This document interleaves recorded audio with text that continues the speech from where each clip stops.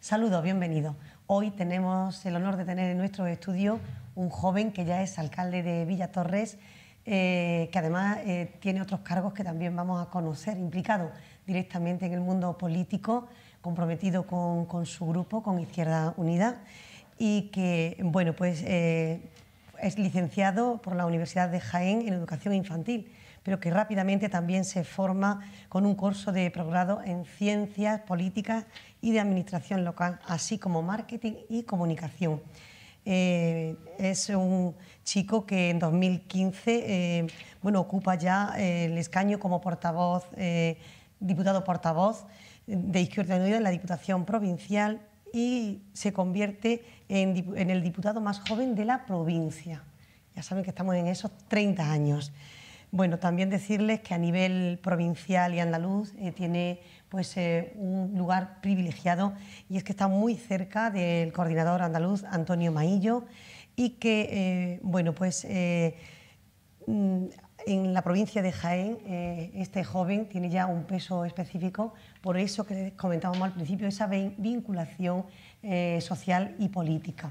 Como alcalde en Villatorres en estos 2 años prácticamente de legislatura, bueno, pues gran satisfacción entre sus vecinos. A pesar de su juventud, ya tiene alguna experiencia y sobre todo pues algunas tablas aprendidas, porque su padre también estaba ya vinculado a la política municipal, siendo concejal en el mismo ayuntamiento. Por tanto, es una persona ideal para hablar profundamente de la situación de esta provincia. Y bueno, primero darle la bienvenida a esta casa. Bienvenido, Jesús Muchas Manuel gracias. García Moreno. Bienvenido. Miguel Manuel. Miguel Manuel. Bienvenido a esta casa. Muchas gracias. Gracias a vosotros. Y bueno, pues en un principio, precisamente, ¿cuáles son las causas fundamentales que impiden el despegue económico, social de la provincia de Jaén? Bueno, pues quizás en este punto haya que tirar un poco de la historia y ver cómo ha sido ninguneada, y permíteme esa expresión, la provincia de Jaén, no solo durante los años de la democracia, sino también durante el franquismo. Izquierda Unida ya desde hace más de 35 años viene denunciando esta situación. Lo hizo en su momento con algunas campañas como eran Ahora le toca a Jaén, o Jaén es la última de la fila, y lo seguimos reivindicando a día de hoy, esa discriminación crónica que tiene la provincia, derivado principalmente pues, de la falta de inversiones públicas y, hay que decirlo también, de la falta de inversiones privadas, que no ven rentable o que no ven un negocio en invertir en nuestra tierra. Estas últimas semanas o estos últimos meses hemos asistido una vez más a otro ninguneo a la provincia de Jaén, cuando se le ha quitado o arrebatado, como queramos llamarlo, el instalar aquí la base logística del Ejército de Tierra, que finalmente se ha ido a Córdoba. Es una muestra más de que no hay predisposición política en ninguna de las administraciones por invertir y por creer en nuestra provincia. Y creo, sinceramente, que nos están dejando morir lentamente. Vamos a hablar de esta cuestión porque ha sido mucha la información vertida, pero queremos conocer de primera mano también cuál es su opinión. Pero si me permite, antes vamos a hablar un poquito de ese eje de la Nacional Cuarta. ¿Qué opina del incumplimiento para la reindustrialización de la Nacional Cuarta, Andújar, Bailén, Linares y La Carolina? ¿Qué ha ocurrido con este asunto que también se dilata en el tiempo y que hasta ahora sí pero no, pero los resultados están congelados, si me permite la expresión?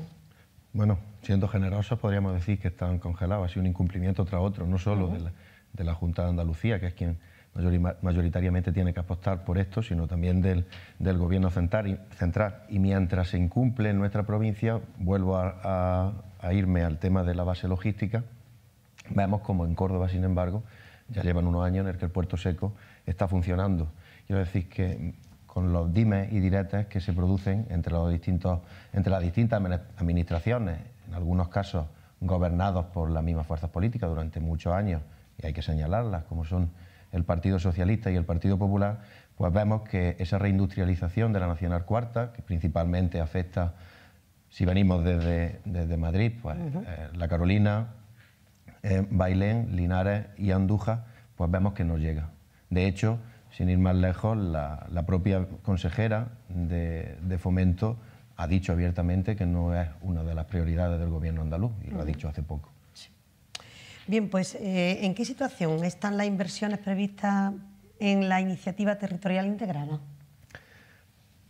Por desgracia, como la que acabamos de comentar. Aquí es la primera autocrítica que hago, que no me escondo de hacerla abiertamente, con el Gobierno central. El Gobierno de la Junta, por un lado, ha vendido una inversión territorial integrada, lo ha vendido a los municipios y se lo ha vendido a los vecinos y vecinas de esta comunidad autónoma, pues prácticamente como una carta a los Reyes Magos. Y especifico qué quiere decir eso. Hace aproximadamente 2 años, la Junta de Andalucía nos exige a los ayuntamientos, 2 años no, un poco menos, nos exige a los ayuntamientos que digamos qué prioridades de inversión tenemos en nuestra provincia para acogerla al plan, a la ITI que había prevista para Jaén, que recordemos que aproximadamente un 50% de esos fondos los gestiona la Junta de Andalucía y el otro 50%, que vienen todos de fondos europeos, los gestiona el Gobierno de España. Pues bien, esa petición que se hizo al ayuntamiento, en la cual tengo constancia de que todos respondimos y establecimos cuáles eran nuestras prioridades, y ahora diré, por ejemplo, cuáles eran las prioridades, en el caso del municipio que yo represento, de Villatorres, pues han quedado en el olvido. ¿Y por qué? Porque esta ITI, gestionada por el Gobierno de la Junta de Andalucía, no ha supuesto, o no va a suponer, todavía no hay en marcha ningún proyecto, no va a suponer una inversión extraordinaria. Van a venir por los mismos fondos que, por ejemplo, van a venir a Granada, cuando Granada no tiene ITI. Eso por un lado. Y por otro, tenemos que ser muy críticos con la postura del Gobierno central, del que corresponden, como hemos dicho, aproximadamente el otro 50% de los fondos, y por problemas burocráticos, por problemas administrativos, por los problemas que ellos quieran dirimir, no se han gestionado y no han bajado a nuestra tierra.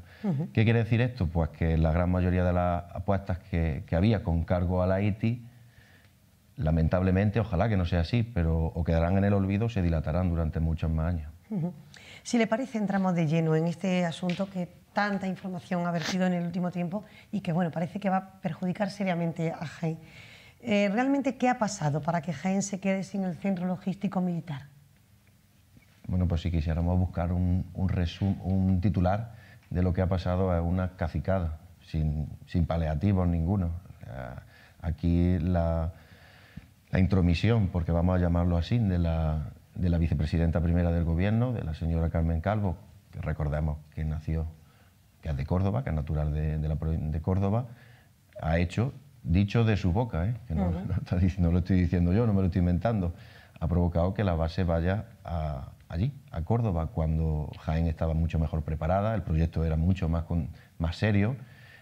De hecho, me consta que todavía aquí se habían dado pasos en la provincia que ni siquiera, como la adquisición de terrenos o preacuerdos con los propietarios de esos terrenos, que ni siquiera habían llegado a hacerse en la provincia. Pero no me quiero quedar con eso, no quiero que esto se convierta en un enfrentamiento entre provincias, porque al final lo que refleja es eso, que lo que nos estamos repartiendo es la miseria. No refleja más que la miseria a la que nos someten desde las administraciones a la provincia de Jaén. Y es que una inversión que iba a ser contundente, que iba a ser importante, sobre todo para la zona de la comarca cercana a la capital, que es donde tenía previsto instalarse, pues se nos va y, por desgracia, solamente obedece a una cuestión, y es que ha sido la decisión en este caso, de la vicepresidenta, lo que ha hecho que se vaya a otro sitio. No hay criterios objetivos. Y de hecho vamos a pedir, me consta que así se ha hecho junto con el resto de grupos políticos, una petición que han hecho desde el Ayuntamiento de Jaén para que se esclarezcan los hechos, se hagan públicos cuáles han sido los criterios objetivos que se han tenido en cuenta para llevar esa inversión a otra provincia que no es la nuestra. Hablemos del nodo logístico de esta provincia de Jaén, que está formado por el Puerto Seco de Linares, el Centro Logístico Intermodal de Andújar y el Centro de Transporte de Mercancías de Bailén. ¿En qué situación está? Pues prácticamente como el proyecto de reindustrialización de la provincia, ya lo he dicho antes y lo reitero. no es una prioridad para el gobierno andaluz. En la época ni es una prioridad para el gobierno central. En la época de Mariano Rajoy, el gobierno central invirtió todos sus esfuerzos en el corredor mediterráneo, más de 14.000 millones de euros, y no destinó ni un solo euro a este punto que es estratégico. No lo olvidemos, todo el que quiera venir del norte tiene que pasar sí o sí por nuestra tierra, pero que por unas razones u otras, y ya digo, no solo obedecen a la iniciativa y a la voluntad política de las administraciones públicas, sino también a la falta de iniciativa privada, por unas razones o por otras, este puerto seco todavía, por desgracia, o permíteme que sea escéptico, queda lejos. Hablemos el nodo, perdón, puerto seco, no, el nodo completo, logístico, sí. El nodo logístico. ¿En qué situación está el olivar y la agricultura en la provincia? ¿Ustedes apoyan las reivindicaciones de las asociaciones agrarias, ASAJA, COAC, UPA y las cooperativas? Por supuesto que apoyamos. De hecho, así lo hemos manifestado en varias notas de prensa que hemos hecho durante la última semana. Hace aproximadamente un mes celebramos nuestra Asamblea Provincial aquí en Jaén. Una de las resoluciones que se aprobó por unanimidad fue la de apoyar las reivindicaciones que están poniendo encima de la mesa las organizaciones agrarias y la Federación de Cooperativas Agroalimentarias de Andalucía, y que vienen a denunciar el Real Decreto 41/2021, que supone el estoque de muerte para la provincia de Jaén y sobre todo para los pequeños y medianos agricultores, que son la mayoría en nuestros pueblos. ¿Y qué propuestas plantea Izquierda Unida en este sentido? Pues principalmente una redistribución de esa PAC, que se tengan en cuenta otros criterios. Es verdad que la PAC viene envuelta en y también se ha forzado, en este caso el Ministerio, para que así sea, viene en un envoltorio verde, pero no es tal que así, que primen las políticas medioambientales, las políticas sostenibles, que se tenga en cuenta el olivar en pendiente, porque si no, de no ser así, sería la muerte de muchos municipios de la provincia, sobre todo de la Sierra Mágina, de la Sierra de Cazorla, pero principalmente que se tenga en cuenta a las agricultoras y agricultoras que cultivan la tierra, que no se valore, como se ha hecho, como se sigue haciendo, aquellos latifundios, aquellos grandes propiedades y grandes propietarios que en definitiva son los grandes beneficiarios de la PAC y de los fondos europeos. Y sin cultivar esa tierra, sin aprovecharse de esa tierra, pues están siendo, como hemos dicho, los grandes perceptores de las ayudas públicas. Tras un largo periodo de gobierno de la Junta de Andalucía por parte, sobre todo de Partido Socialista, algunas veces en solitario, otras veces con distintas alianzas, pues ya llevamos más de 2 años de gobierno, de un gobierno de derechas, un tripartido. ¿Qué balance hace de esta gestión, ya que hemos pasado ese Ecuador? Bueno, es cierto que el nuevo gobierno tripartito, que hay que decirlo así, aunque la responsabilidad de gobierno solo la ostenta el Partido Popular y Ciudadanos, pero es verdad que la muleta en la que se apoyan es la extrema derecha, y así es, y así hay que decirlo. Y posiblemente, de cara a unas próximas elecciones, esa muleta será, por desgracia, será más grande si no lo remediamos. Pero no nos vamos a adelantar. El balance que hacemos no es positivo. Es cierto, como he dicho, que partían de una posición de un gobierno socialista de más de 40 años, completamente desgastado, y que cualquier oportunidad o cualquier proyecto que se ponga encima de la mesa que suponga una renovación se vende como algo novedoso. ¿Qué quiero decir con esto? Pues que si hay que ponerle un aprobado al gobierno andaluz es en marketing. Una fuerte campaña de marketing, pero que en realidad nos venden humo. Partimos de esa premisa de que la extrema derecha, el peligro que conlleva que la extrema derecha esté moviendo los hilos por detrás del gobierno andaluz.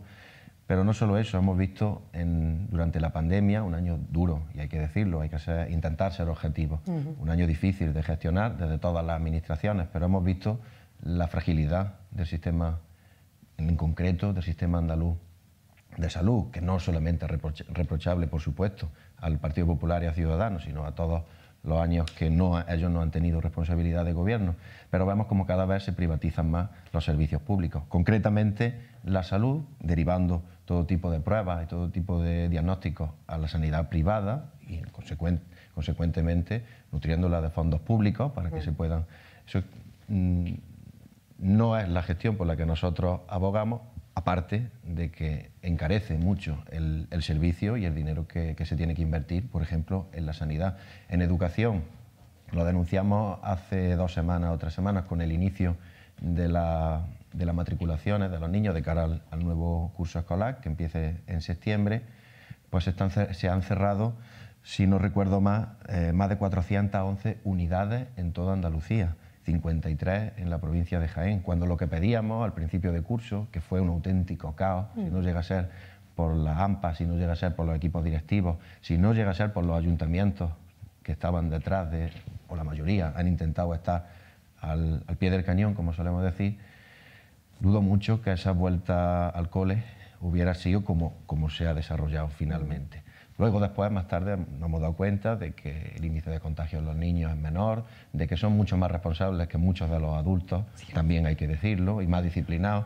Pero aparte de eso, se demostró que no había una organización seria, que no había una gestión detrás preparada para afrontar eso, y volvemos a ver como lo que se le debe de pedir al Gobierno ahora mismo es que si está ampliando la plantilla de docentes en la comunidad autónoma, pues que también amplíe el número de espacios disponibles y, consecuentemente, que se baje la ratio, que no es otra. O sea, si queremos evitar el peligro, los niños tienen que estar más separados, y para que estén más separados la ratio tiene que ser menor.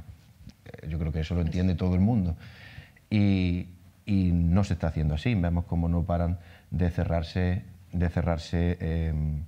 como he dicho, unidades escolares. ¿En beneficio de quién? Pues principalmente de la escuela concertada, hay que decirlo, de la escuela privada, que se está regando cada vez con más fondos públicos. Eso es lo que denunciamos. En servicios sociales tenemos también una crítica importante. Lo digo como coordinador interino, podemos llamarlo así, en funciones de Izquierda Unida aquí en la provincia, pero también lo digo como alcalde. Vemos como expedientes de dependencia en los que tienen reconocida, hay personas que tienen reconocido una dependencia máxima. Primero tardan en resolverse de 6 a 12 meses, lo que supone una auténtica barbaridad, porque hay gente que se le resuelve el expediente y han fallecido. Nos hemos encontrado con esas situaciones.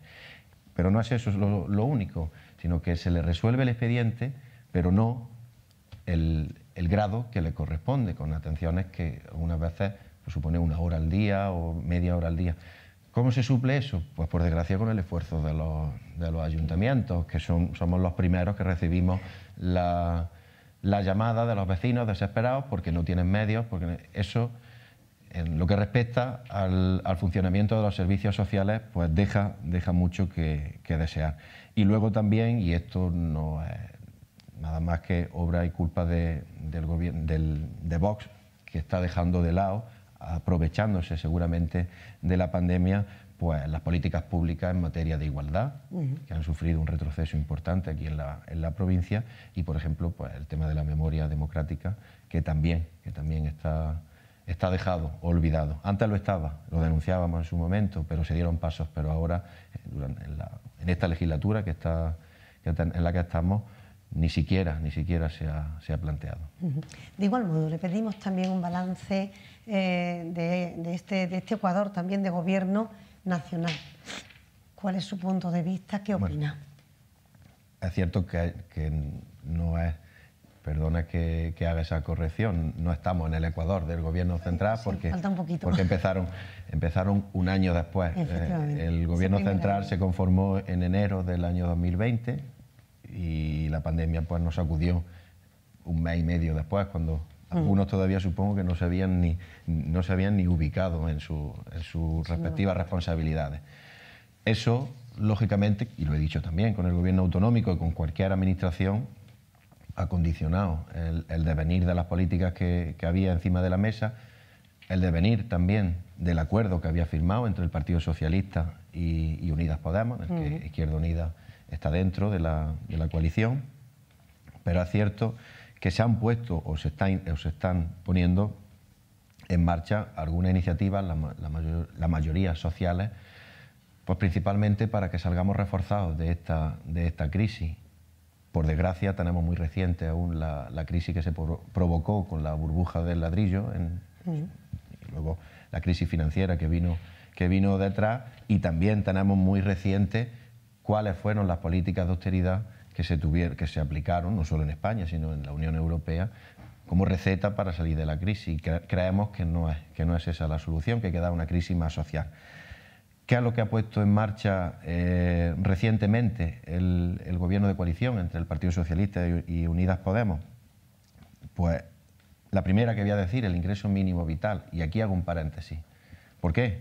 Porque tenemos que ser muy críticos hacia cómo se está gestionando este ingreso mínimo vital. No podemos anunciarlo como la solución para mucha gente que estaba en riesgo y que aún está en riesgo de exclusión social, pero luego vemos que ese dinero no llega, porque la burocracia, en este caso, está siendo terrible, y aparte se están dando muchas circunstancias en las que gente que lo necesita de verdad no puede acceder a él. Entonces, lo mismo que la puesta en marcha y la dotación de presupuesto suficiente para ponerlo en marcha, lo celebramos en su momento y lo seguimos apoyando, pero creemos que han sido insuficientes o que ha habido errores que se deben de subsanar lo antes posible para que este ingreso mínimo vital llegue a la mayoría de familias que lo necesitan. El aumento de las pensiones con el acuerdo con el IPC, y muy especialmente por la situación que están sufriendo los trabajadores y trabajadoras de nuestro país, el recurso de los ERTE, pues para frenar la sangría que ha habido de cierres masivos de empresas o de reducción de jornada. Hay otras propuestas que se quieren poner encima de la mesa, que espero y deseo, y así lo vamos a exigir, que vengan también de la mano de los fondos europeos, que se prevé que a lo largo de este año, que en los próximos meses ya conozcamos lo que es la gobernanza, en cómo se van a gestionar esos fondos desde las distintas administraciones.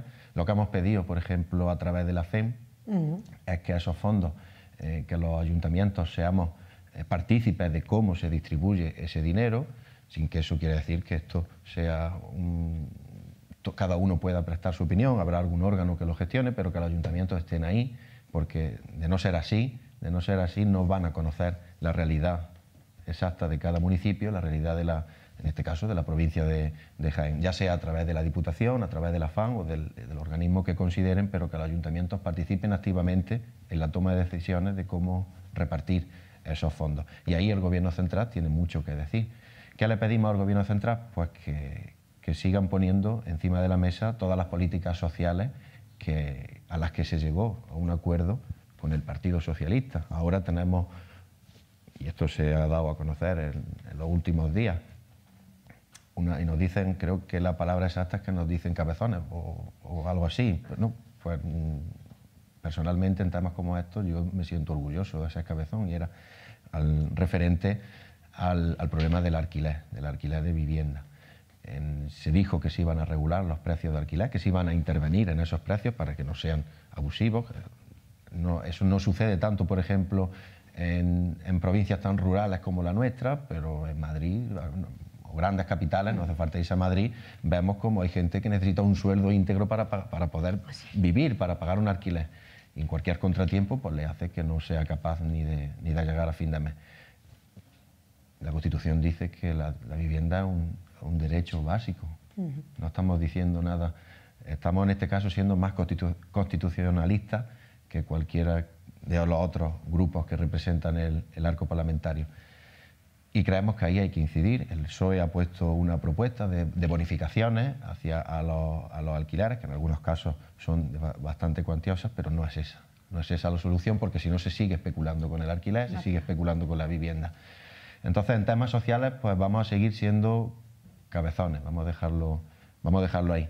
Pero es verdad también, y termino este tema, quiero ser crítico con la postura del Gobierno central, al cual pertenecemos. Eso sí, la aritmética de los votos está ahí, quiero decir. Asumimos nuestra responsabilidad estando en un grupo confederal de Unidas Podemos, asumimos nuestra responsabilidad estando en Izquierda Unida, pero no olvidemos la parte proporcional de responsabilidad que tenemos en el gobierno. Quiero decir que seremos responsables de muchas cosas, pero de otras no tanto. Y no estoy escurriendo el bulto, como decimos aquí en esta tierra, no es eso. Pero es cierto que también hay que ser autocríticos y exigirle, y ahora, si te parece, pues lo seguiremos comentando, exigirle al gobierno central que de una vez por todas también se fijen en esta provincia y que vengan aquí inversiones, que no lo están haciendo, y hay que decirlo claramente, no están viniendo inversiones del gobierno central, inversiones reales que potencien, que dinamicen y que hagan que esta provincia resurja un poco de su ceniza. Incidiendo un poquito más en el asunto de la vivienda, que consideramos que es primordial, ¿qué propuestas directas pone sobre la mesa Izquierda Unida para solucionar este problema? Sobre todo, como bien decía usted, esos precios abusivos que se dan en las capitales, Madrid, pero bueno, lo tenemos igualmente Granada, Córdoba, Sevilla, incluso pues un problema para los propios estudiantes, es realmente un problema social de calado. Totalmente.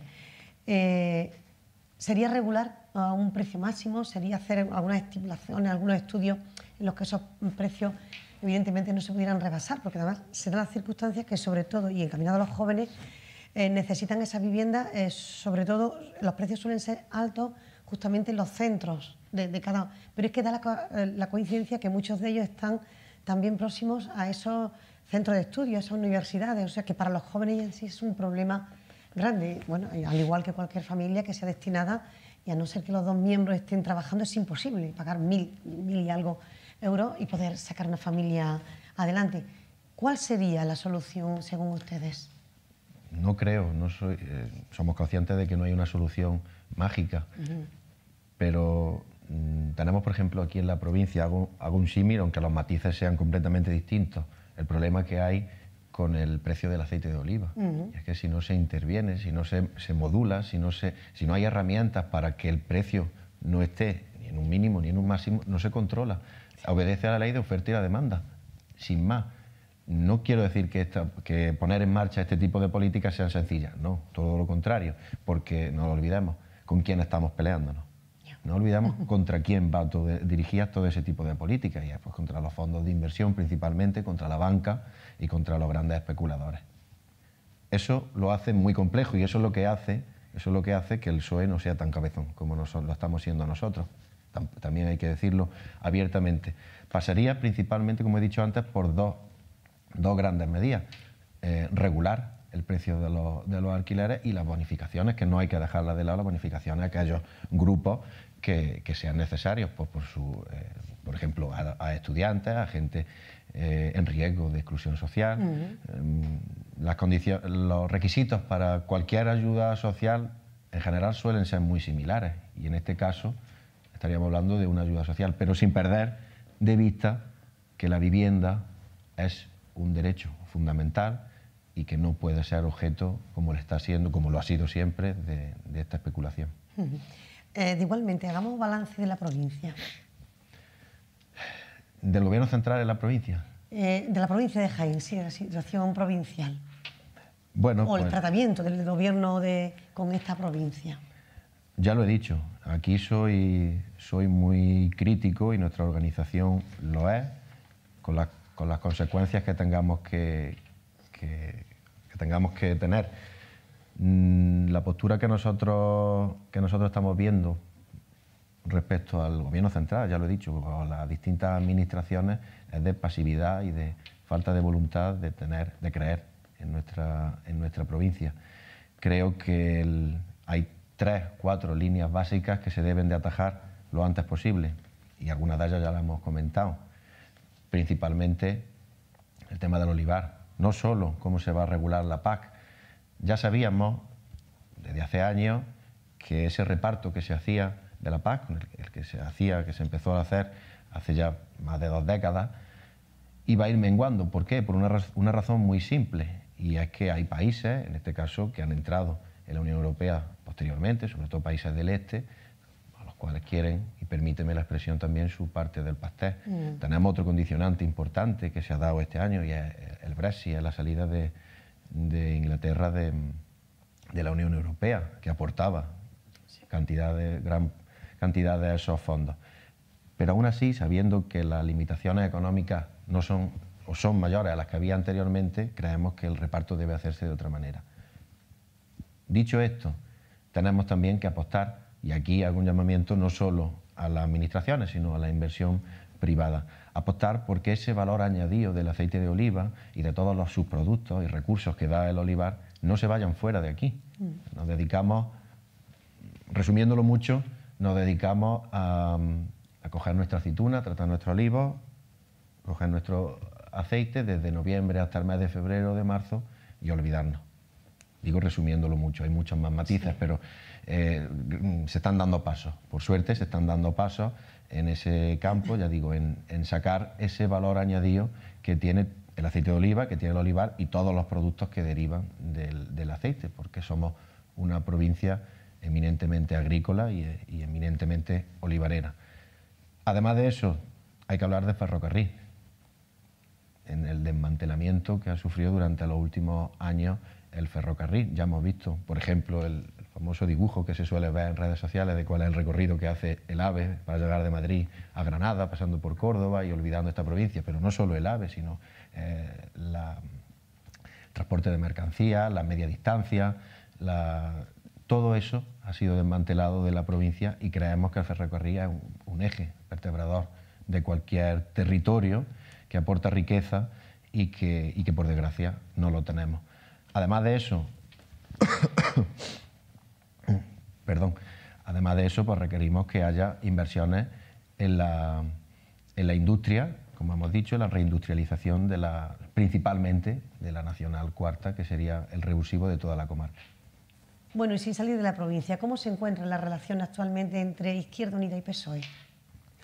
Las relaciones a nivel provincial son cordiales, están amparadas bajo el acuerdo que se llegó ya hace tiempo de que tanto una fuerza como otra íbamos a propiciar que gobernara uno de los dos partidos, dependiendo de las circunstancias que se pudieran dar en cada municipio. De hecho, así se mantuvo en las pasadas elecciones municipales. Hay municipios en los que gobernamos nosotros, gobierna Izquierda Unida, con el apoyo o la abstención del Partido Socialista, y en otros casos que es al contrario, que nosotros hemos dado nuestro apoyo o bien nos hemos mantenido al margen para que ellos gobernaran.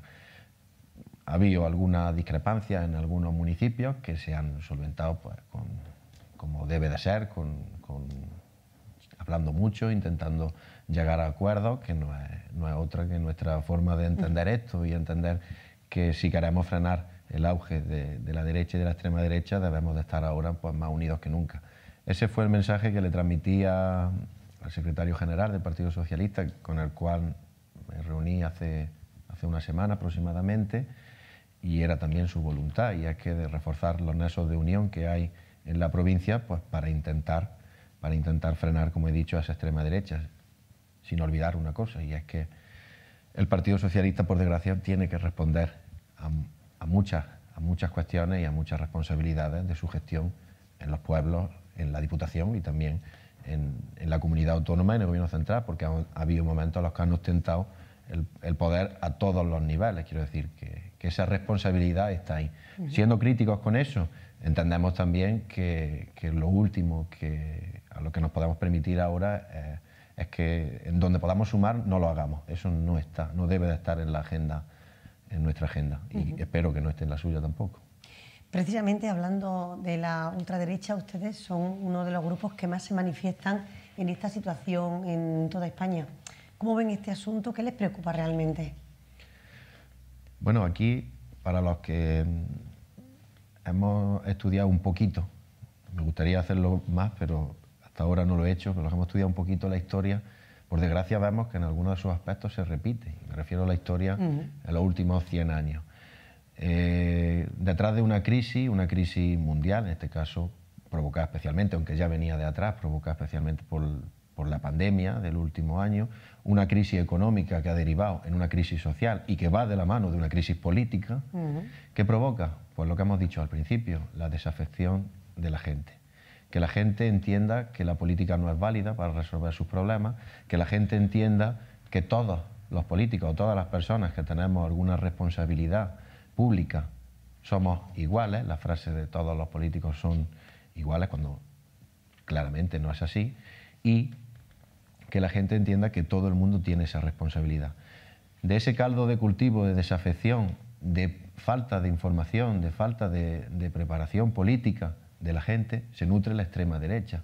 Muchas veces con mensajes muy populistas, con mensajes muy sencillos, la mayoría de las veces inciertos, y sobre todo culpando, poniendo la diana siempre en ciertos aspectos que hacen que se lleven a la gente o que sean capaces de aglutinar grandes masas. El problema son los inmigrantes, el problema son las personas que no piensan como nosotros, el problema de la violencia de género, que lo han polarizado de una manera, me atrevería a decir, y perdona la expresión, repugnante, hay que decirlo así.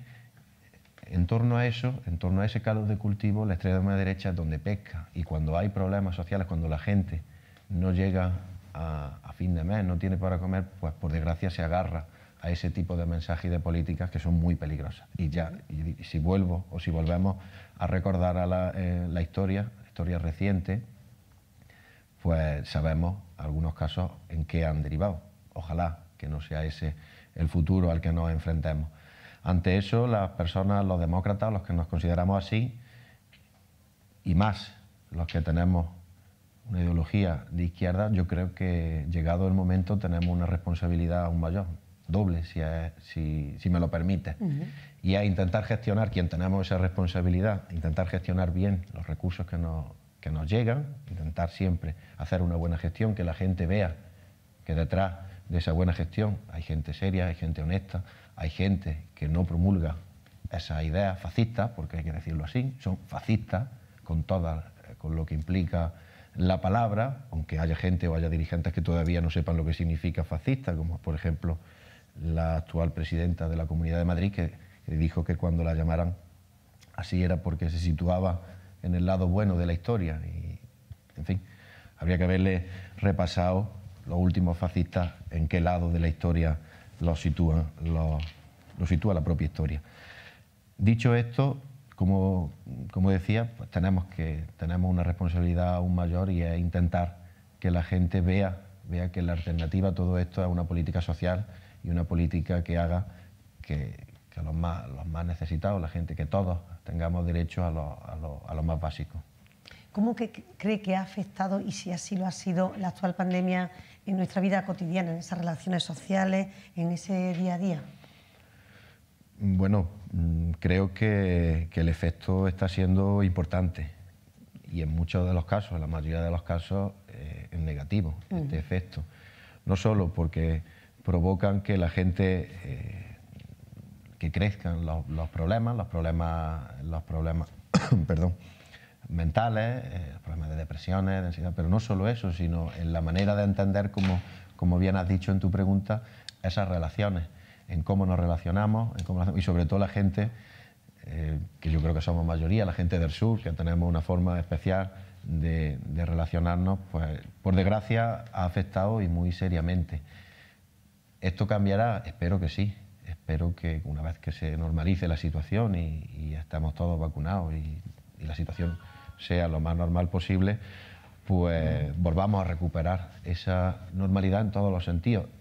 Y en este en concreto que me preguntaba, y era que la gente, bueno, algo tan simple y tan sencillo como un abrazo, como una caricia, como besarnos, pues estamos perdiendo esos hábitos que por otra parte ahora son más necesarios que nunca. Y el afecto que tenemos que tenernos, pues creo que ahora es importante. Eso es la parte negativa que ha podido influir en la pandemia entre la gente. La parte positiva, y a la que yo siempre apelo e intento que así sea, aunque algunas veces uno es un poco escéptico, es que como sociedad seamos capaces de salir mejor y más reforzados, y creer una verdad que se ha demostrado, y es que estamos aquí para ayudar, y estamos aquí para estar unidos y para trabajar todos en pro de una sociedad mejor.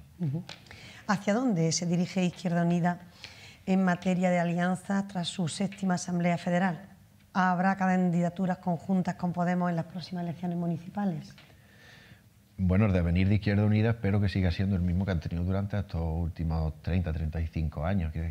Partimos de una base, que Izquierda Unida no es un un partido político, es un movimiento político y social. ¿Qué quiere decir eso? Pues, entre otras cosas, que aglutina, que tiene la capacidad de integrar a gente que se siente de izquierda, que siente que puede aportar algo estando siempre en el lado de la gente oprimida, como a nosotros nos gusta decirlo.